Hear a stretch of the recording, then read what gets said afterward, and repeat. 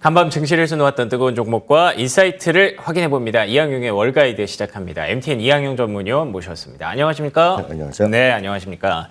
자, 오늘의 핫스탁 첫 번째 핫스탁은요. 알파벳입니다. 가장 테크주 중에 빛났던 종목이었죠. 바드, 이제 내 차례인가? 구글의 AI 바드가 활동 반경을 계속 넓히고 있습니다. 이번에 업데이트를 통해서 브라질, 유럽까지 언어가 가능하고요. 그리고 이미지, 오디오, 새로운 기능들을 되게 공격적으로 추가하고 있는데요. 이게 주가 급등의 직접적인 배경이라고 볼 수 있나요? 하나의 계기는 정도는 됐다라고 이해하시면 좋을 것 같습니다. 늘 말씀드리지만 주식은 그래서 돈을 얼마만큼 더 벌 수 있는지 그렇죠. 네. 벌기 위해서는 매출부터 나와야 되고 그래서 이익이 나와야 되는데 그것에 대한 판단은 아직은 유보하시는 게 맞을 것 같습니다. 다만 아시다시피 금년 2월, 3월에 이제 본격적으로 마이크로소프트가 오픈AI를 통한 챗GPT를 발표하면서 시장의 소위 이니셔티브를 장악한 건 맞거든요. 거기에 이제 엔비디아가 끼어들면서 시장을 엔비디아와 마이크로소프트가 이끌어갔고요. 최근에서 이제 마이크로도 약간 쉬고 있는데 여하튼 그런 것에서 좀 뭔가 좀 뒤처진 느낌을 지울 수 없었던 것이 알파벳입니다. 쉽게 해서 구글입니다. 예. 특히 이제 광고 시장이 요즘은 잠깐 회복을 하고 있지만 작년 내내 구글이 좀 그랬고요. 그리고 틱톡이 들어오면서 유튜브에서의 중심에서 뭔가 숏폼으로 많이 바뀌면서 숏폼이 되니까 어찌됐건 광고에 대한 노출기가 좀 줄어들 수밖에 없고 이런 것들에 대한 뭔가 좀 한계감을 있었던 차에 일단은 챗GPT 거기에 좀 맞서서 처음에 기억하시겠지만 바들 나왔는데 처음에 약간의 대답에 실수 이런 것들이 나오면서 많은 사람들한테 조롱거리가 내리기도 했었거든요. 그랬었죠. 하지만 이제 나름 열심히 뭔가 업데이트를 계속하면서 뭔가 좀 한 자리를 차지하려는 그런 노력을 했습니다. 우리가 알게 모르게 전격 계속해서 업데이트를 하고 있는데 이번에 업데이트를 또 하나 이제 발표했다는 것이 되겠습니다. 물론 일부는 이 중에 일부는 이미 챗GPT에서 하고 있는 것도 있고 아직 덜하는 것도 있다라고 보셔야 되겠는데요. 서너 가지의 중요한 어떤 업데이트를 발표했습니다. 물론 전부 다 이건 이들의 어떤 발표를 기반한 거가 되겠고요. 한국에서는 아직 서비스가 안 되는 것도 분명히 있다고 저는 알고 있는데요. 첫 번째는 이미지 분석입니다.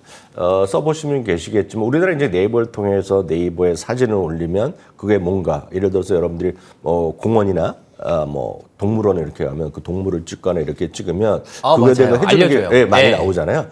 그런 이제 비슷한 기능을 구글에서는 구글 렌즈라는 그런 것이 있는데요. 구글 렌즈를 활용해서 그거를 바로 여기서 인식시키면서 이미지 분석까지 해준다. 이런 얘기인데요.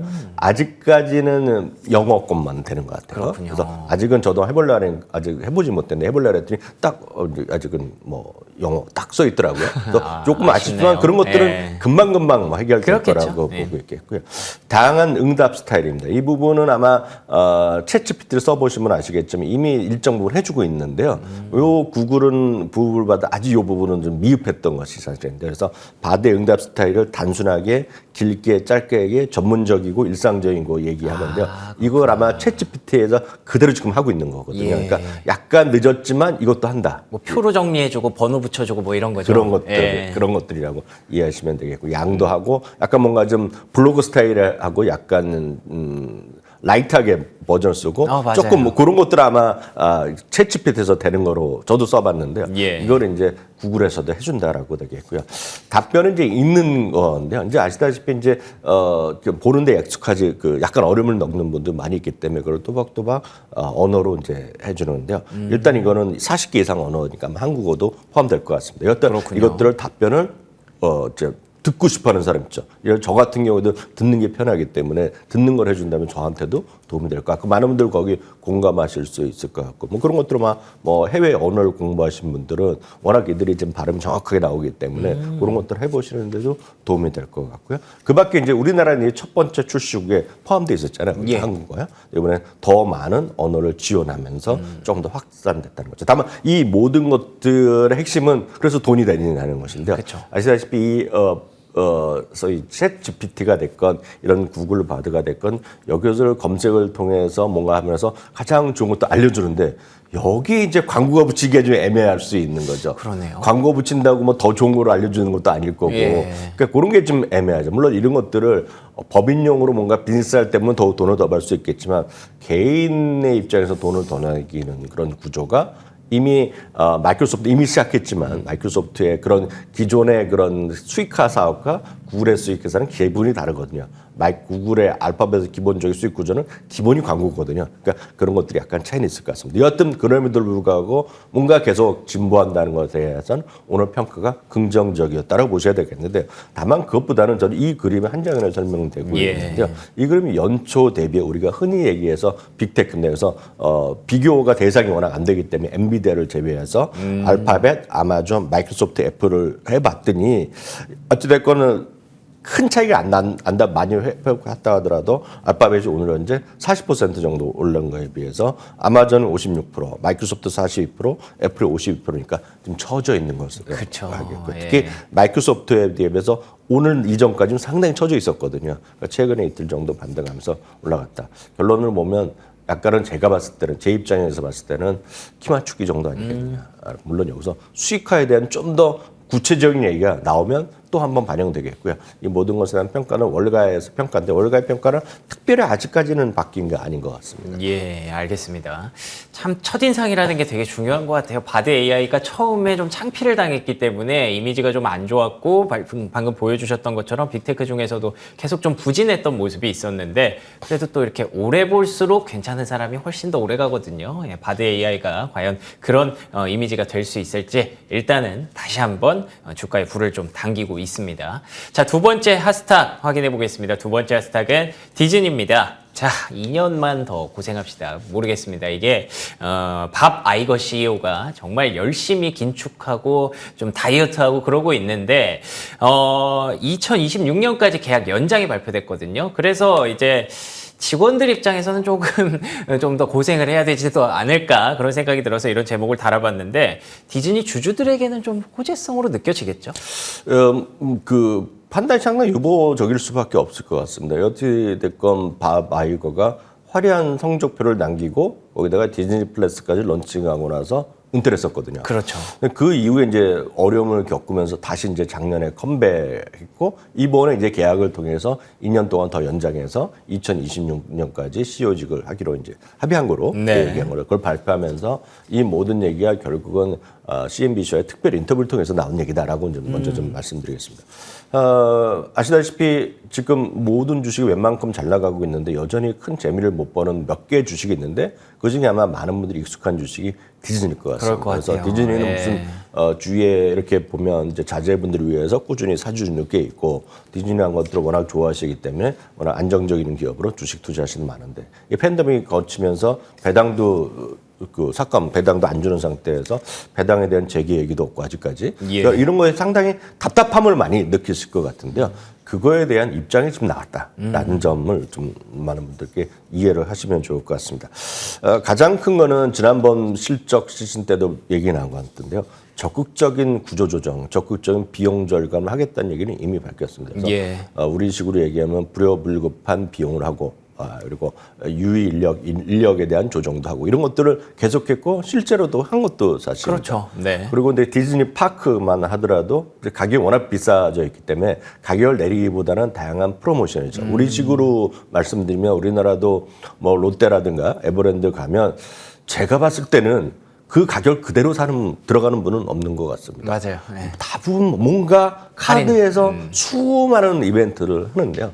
이번에 디즈니도 그런 이벤트를 많이 하는 걸로 알려지고 있습니다. 그래서 작년에 초반에 한때 보면 그런 영상이 상당히 히트쳤습니다. 4인 가족이 1박 2일 갔다 왔는데 무슨 $2,000 썼다. 뭐 이런 것들. 그러니까 수많은 워낙 가격이 비싸져 있던 거거든요. 그러니까 이런 것들에는 가격에 대한 마케팅 자원 프로모션도 많이 했는데요. 일단 많은 분들이 관심을 일단은 디즈니 플러스에 모여있기 때문에 그거 위주로 좀 말씀드리면 좋습니다. 지금 이 디즈니 플러스 외에도 이미 많은 수많은 영화사를 갖고 있고 방송국들을 갖고 있습니다. 대표적인 것이 이제 ESPN과 ABC 채널을 다 갖고 있는데요. 이것이 느낌 같은 느낌 보시면 요즘 보면 이런 것들이 그 자체적으로 예전에 케이블 TV의 위력은 많이 사라졌잖아요. 그렇죠. 그러다 보니 스트리밍도 하고 다 하는 거죠. 뭐 지상파 여전히 ABC, 뭐 CNBC나 뭐든지 확고한 그런 위치들을 각자 다 갖고 있지만. 결국은 스트리밍이나 유튜브에 좀 밀리고 있는 건 분명히 많은 분들 공감하실 것 같습니다. 그래서 그런 전통적인 TV 사업에 대해서 이건 매각 가능성까지 네. 열리고 매각이 아니면은 전략적 파트너를 구하는 그런 거를 공식화했다라고 보셔야 되겠습니다. 그래서 ESPN이 됐건 ABC 물론 ESPN을 강조했지만 예. 이런 것에 대한 얘기가 좀 있었다라고 보셔야 되겠고요. 또 하나 이제 많은 분들이 영화가 좀 구식이다 얘기를 많이 합니다. 그 대표적인 것이 마블 시리즈가 계속해서 했는데 너무 이제 산만해졌다는 얘기를 많이 좀 하고 예. 얘기했고요. 그리고 루카스 필름은 스타워즈 쪽인데 그렇죠. 이런 쪽에 대한 것도 디즈니 플러스용으로 많이 얘기했는데 그런 것에 대한 영화 제작 이런 것도 전면적인 재검토. 그러니까 앞으로 그동안 계획을 수도 없이 발표했는데 그리고 시기건 어찌됐건 비용이건 그런 것들을 재검토한다는 얘기를 했고요. 그리고 디즈니 플러스 한 이후에 디즈니 플러스의 그런 오리지널 작품을 보기 위해선 디즈니 플러스를 가입을 했어야 되는데 네네. 지나고 다니까 그런 비슷한 류를 다른 데서 다 하는 거란 말이죠. 너무 많아요. 그러다 보니 예. 이제는 슬쩍 이게 상당히 아픈 이들의 입장에서는 그렇게 얘기했으니까요. 타 스트리밍 업체에도 푼다. 물론 돈을 받고 하는 거지만 라이센싱을 고려한다는 얘기까지 했다 보니 한마디로 디즈니 플러스의 실패를 얘기했다고 저 보고 있습니다. 다만 그러네요. 디즈니 플러스를 저는 개인적으로 보면 디즈니 플러스에 매각을 해야 된다고 저는 보고 있거든요. 그러니까 그거 할 수 없는 데에 들어가서 지금 고생을 하고 있는데 이 그림이 이 그림입니다. 이 그림이 디즈니 플러스가 생긴 지 몇 년이 됐다고 지금 이분 연속 감사합니까 지금요. 저는 여기에서 가장 큰 타격을 받았다고 보고 있는데 아직 그 얘기는 없습니다. 그렇죠. 그러다 보니 이제 밥 아이거가 희대 인물인데 지난번에 기억하시면 프로비전 애플 신제품 발표는 거기에 출연했지 않습니까? 그러네요. 저는 거기서 뭔가 위상이 벌써 나왔다고 보고 있거든요. 여하튼 디즈니는 오늘의 이런 발표가 나왔고 뭐 다양한 노력이 있겠지만 말씀드렸다시피 디즈니 구독자 수 저걸 어떻게 하겠냐는 거죠. 물론 실적은 완만한 회복에 대한 기대감이 분명히 있는데요. 주가는 지금 큰 재미가 없고 오늘 약간 반등했지만 아직은 좀 갈 길이 멀다라고 보셔야 될 것 같습니다. 알겠습니다. 구독자 수가 벌써부터 줄어들기 시작한 건 정말 큰 악재죠. 이걸 정말 잘 해결해낼 수 있을 것인가 바바이거가 2026년까지 가는 행보에 대해서 지켜볼 필요가 있겠네요. 자, 세 번째 핫스탁은요. 쇼피파이입니다.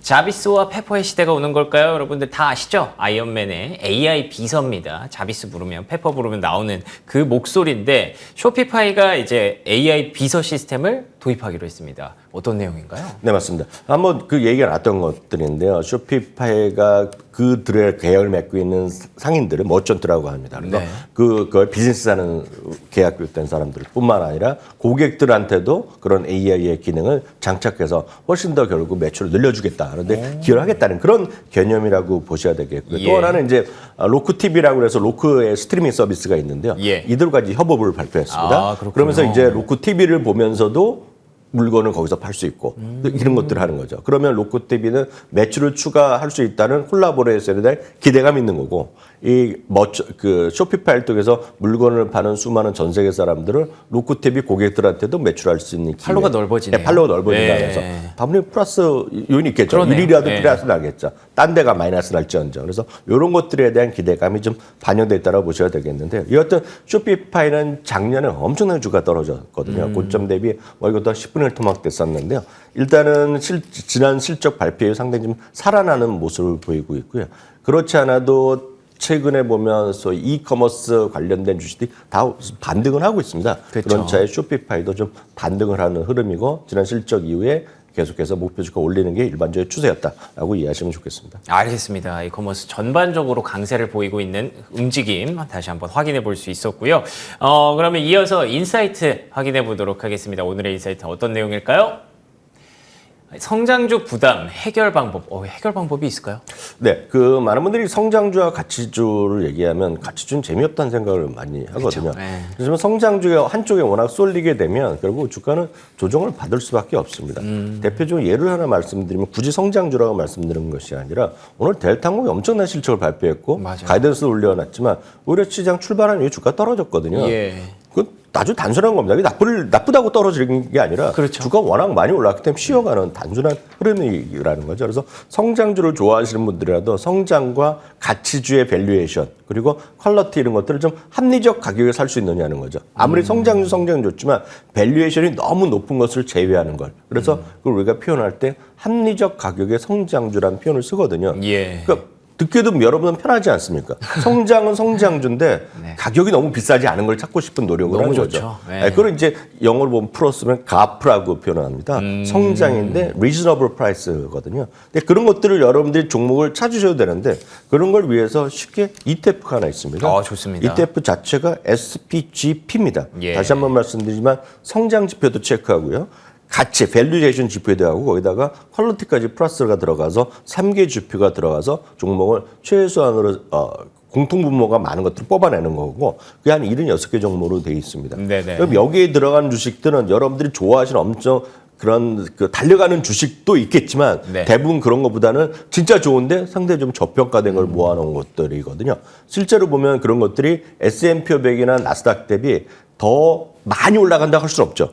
많이 그렇죠. 올라는 할 수 모르죠. 없지만 네. 상당히 등락에서는 상당히 더 편안한 측면이라는 측면에서 보면 너무 성장주에 올인하시는 분들의 입장에서 보면 종목이 겹칠 일이 거의 없다고 제가 보고 있거든요. 예, 여러분들이 예. 좋아하는 주식이랑 그렇기 때문에 이런 것들을 통하면 여러분들이 너무 변동성이 크지 않으면서도 웬만한 지수의 움직임을 쫓아갈 수 있다는 측면에서 좀 관심 갖고 보시면 좋을 것 같습니다. 알겠습니다. 굉장히 간단한 진리일 수도 있습니다. 성장주 가치주 너나 할 것 없이 주식이라는 건 어느 정도 목에 차오르면 항상 좀 주가 조정을 받기 마련이니까요. 그런데 올해 상반기에 성장주들이 많이 올라왔기 때문에 이럴 때 말씀해 주신 대로 이 가프와 같은 합리적인 주식에 대한 관심이 필요할 것 같네요. 관련해서 ETF, SPGP 관심 있게 지켜보시죠.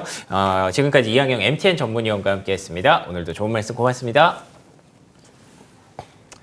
네, 금요일 굿모닝 글로벌 순서 여기서 마무리하도록 하겠습니다. 저희는 다음 주 월요일 5시 55분에 돌아옵니다. 이어지는 출발 선곡 투자 역시 MTN 머니투데이 방송과 함께해 주시기 바랍니다. 시청해 주신 여러분 고맙습니다.